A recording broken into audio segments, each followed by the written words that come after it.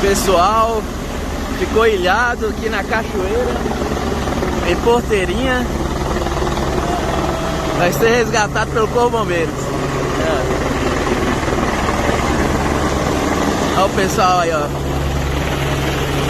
Qual o nome da cachoeira? Rio Doce.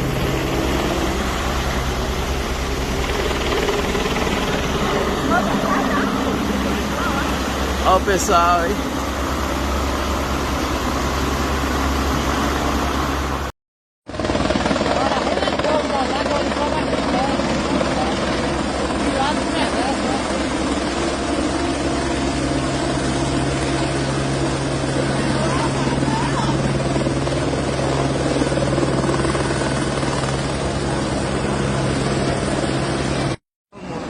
Aqui, moço, esses aqui.